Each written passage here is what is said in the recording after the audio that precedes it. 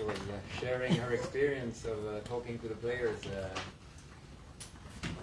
this topic at this tournament, and also which other kind of I would say feelings and how the players have been opening up and expressing other things that they have experienced as a player and the connection with the game. So when you came in. Sorry for interrupting. And going back, like talking about how they can have children and they are women, so they should stay in the kitchen and cook and not play football. But I shared my story, how I'm a mother of two beautiful girls, and I played football and in the youth level, played professional in the US, and now I reside there, and I'm giving back to the society, giving back to the young girls that also want to play and be a mother someday. So I try to encourage them that being a female footballer does not make you to feel less than yourself as a woman. It makes us bring the beauty of the game to the world to see. And with Jessica with me on the stage, the next time that we did it again, the second time, it was more beautiful because she talked about her own ordeal, playing because they won't let her dress up the way she wants, feel comfortable and all of that. So I will let her share her own feeling on the stage and everything. And Jill was there too. It was very impactful. Yes, like Mercy told, that it was good to share the story, our story, in front of these girls, these young girls, and what we do as a player of panel, as a team, to try to work against racism and discrimination. I share my story because now in France I can't play because I wear Asian. In France we can't play football. Girls can't play football because they wear Asian, and I think it's a big problem because I think football must unite the world and must be for everybody. We mustn't care about religion, like race, sex.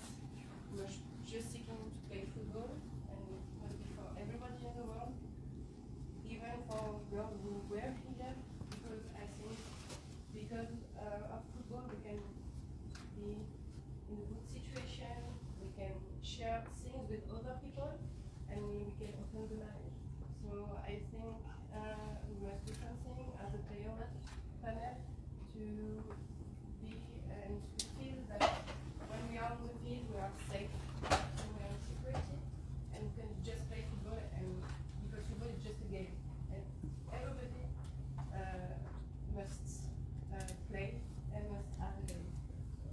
I just share that in front of all these young girls. Mikael just came from Doha. Was with the boys. Be a different experience. Yeah, totally different. Lot of testosterone ready to fight to get the trophy. Yes, I was with Gert and Pavel, and we had a good experience as well on the stage amongst the high performance specialists. And Arsene came as well to give some advice to the boys. So they were ready and they listened to what we have to say about our actions, what we've been doing for the last year or so. And yeah, they took notice of what we're doing, especially when we mentioned the names of the first vice panel, Mr. George Malondor, it speaks for itself. So it's very powerful, impactful, and in 20 minutes we delivered a very good message. And I think it went across quite well, and the boys are now aware of what we do, where they can find support, when they can report incidents, and also the referees that can make the gestures. So it was good. It was a good start, and since we have another 4 years in Doha and Rabat, I think we can plan to. Now the president is here now, and he always says that we need to responsibilize people around the globe, competition organizers and federation, some that are doing really well, to be action, who presented what they do, the action plan that they've got, how we can work together, because you always say that the money of football needs to stay in football. So if UEFA does a project, CONMEBOL does a project, we use the money to do a same project, it's also maybe not clever from our side. The players panel gave the feedback that they have. We will be meeting again with online, obviously, to keep working. They have youth competition as well. The purpose of the meetings is not political; it's operational for this fight that we all do, and to make sure that everybody is on the same track.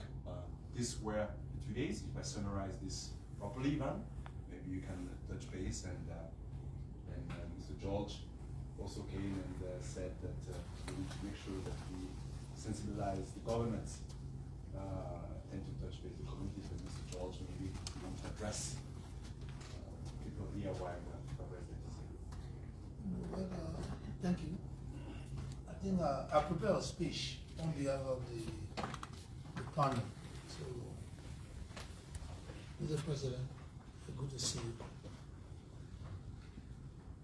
Distinguished ladies and gentlemen, on behalf of the legends, my fellow panelists, I would like to extend deepest thanks and appreciation to you, Gianni Infantino, President of FIFA, for giving us this important opportunity to serve on this panel aimed at fighting racism and discrimination in this beautiful game. As the great Nelson Mandela once said, racism is a blight human conscience we all must work to eliminate. This disease from the beautiful game, on and off the pitch. I want to thank all my fellow panelists for stepping up to this huge challenge. We must build upon current efforts by FIFA, the various federations, our partners in government and civil society, and find new and innovative solutions to this ugly situation. Since yesterday, a lot of work has been done here in Rabat. As we continue the discussion today, let us remember that humanity depends on all of us to succeed. On behalf of the panel members, I also wish to assure everyone that as individuals who have personally experienced racism during our own careers, we understand how profoundly damaging it is, not just to the sports, but to players, fans, supporters, and humanity at large. To my fellow distinguished panelists, it is a proud moment working with all of you together as we strive to kick racism out of the beautiful game, for the good of the game and for humanity. Thank you. Mr. President, welcome.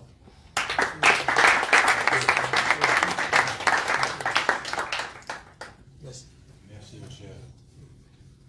Thank you, my dear George. Thank you for your words, your impactful words. Thank you for being here. Thanks to all of you for being present, members of the players, voice panel, the confederations, the member associations who participated as well in the last days, because the cause which brings us together here is definitely the most important cause that we need to fight for and defend and attack as well in the right way. And we can do that only if we are working together, as you rightly said. Only as a team we can win. You've all been great players. You know that an individual might score some goals, but only a team wins competitions and matches. And this is the team. This is the winning team. This is a team that has impact, and we have, and you have, an impact by addressing the girls and at the under 17, the boys at the under 17, the world with our words and our actions. We started this process at the FIFA Congress in George last year in Bangkok, where we had the unanimous support of all 211 member associations to really do something, because we have been talking enough. Now we have to act, and it's of course not easy, and it's not evident, and sometimes it's easier not to say something and just to accept what is happening and just move on. But that time is over, and by being together and by expressing our voice and your voice, for example, in the situation in France with regard to the hijab, I think these are situations that maybe people are aware, maybe they are not aware, maybe they don't think about it, maybe they think, well, we have other issues to think about. But for this reason, we created this Players' Voice panel to raise the voice and to speak up, because this is the first step to really come to a definite solutions.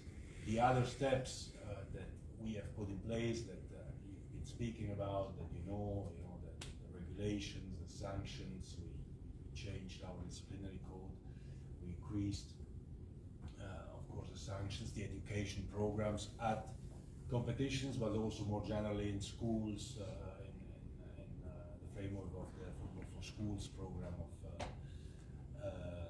FIFA. All of these steps are, of course, integral part of our process to defeat racism and discrimination once and for all. And it has many different forms.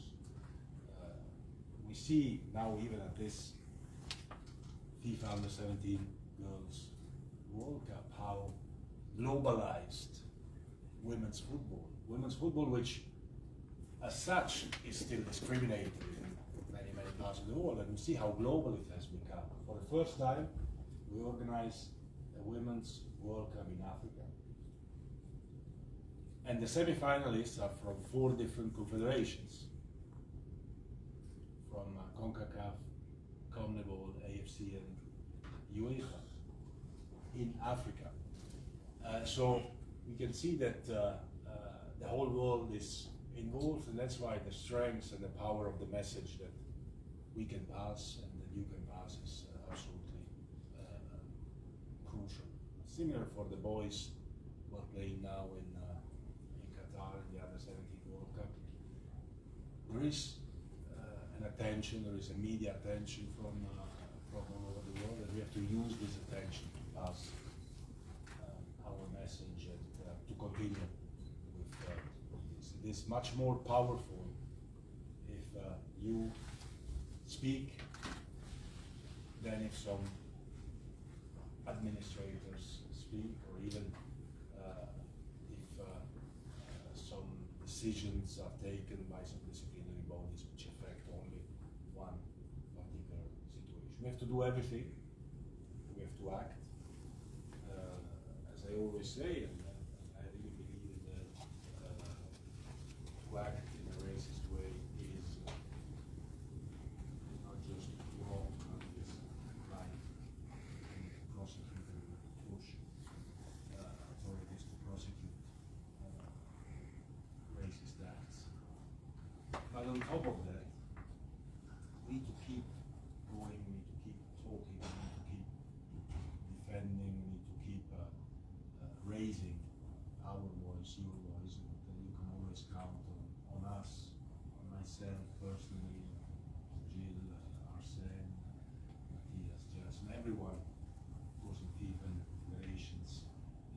we always need to remind ourselves why we are here. Because sometimes we tend to think that there are other things we are doing, which is right, but this is for us the most important cause, because it has to do with education, it has to do with some way we want to raise our children as well for a future that should bring people together. Football brings people together, football unites the world, and we need to unite the world also by passing on the right messages. So you have been doing great work in the last couple of days here. We are continuing this work together. This is again, it's the beginning of our actions, and let's make sure that our voice, your voice, the players' voice is heard. Not just here in Morocco, in this beautiful, actually, you've probably seen it, visited this beautiful center, it's beautiful as well. But from here, all over the role of the players and the players' voice planning is absolutely crucial. So, big thank you from me personally, from FIFA, from everyone that loves the game, for your engagement, for your commitment, for your time, for you putting yourself at disposal for this wonderful cause, which will have an impact in lives of many people, particularly many girls. And this is, I think, the most beautiful gratification that we have, knowing that what we do, has a real impact, changing and impacting lives. Thousands, maybe millions of children out there. So let's continue the great job, let's continue great work, and let's work together as a team, and let's win this. Let's win this World Cup. This is the World Cup we will all win together. Yeah. Thank you, Mr. President. I think with Matthieu and Jason, they are great leaders, they are a good team, and confident in this caliber of personality on the table. And I believe that they can deliver. Thank you for the opportunity. Thank you so much. The family picture? Yes. Outside? Yes. And then there is the players union.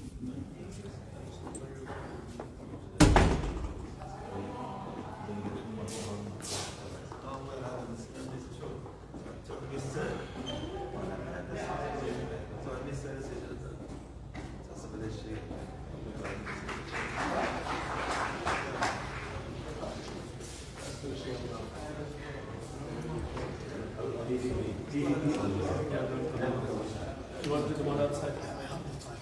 Yeah. I know.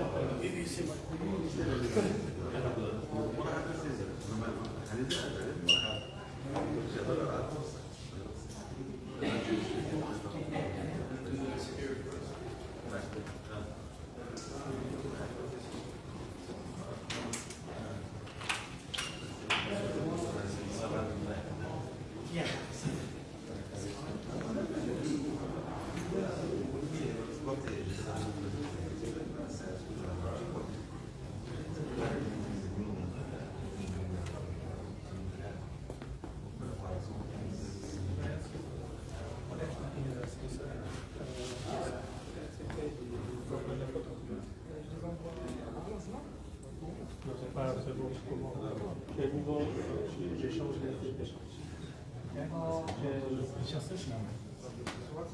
Oui.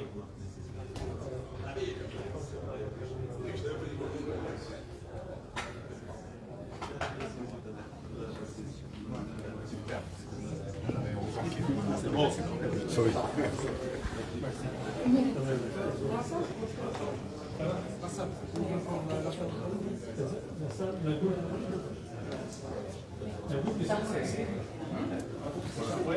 Et après,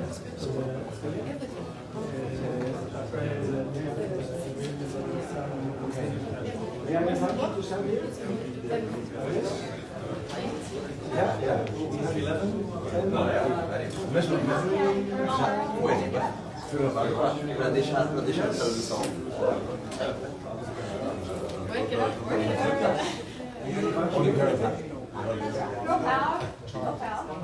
Everybody should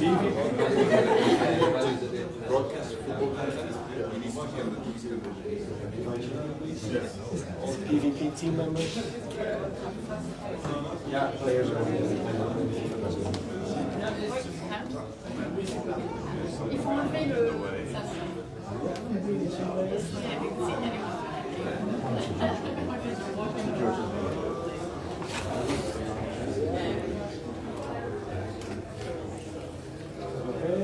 I think George is special in the children. You do the configuration. Only PvP and captain. And FIFA GS. May I kindly invite you for a team picture? Of course. In the middle. That's all PvP. May I also kindly ask you to make it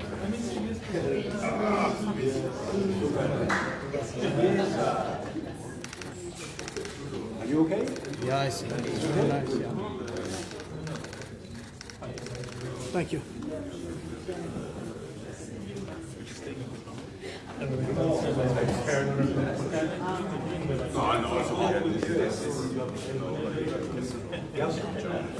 Confederations. Please. Christina, where's Christina? Please. Huh?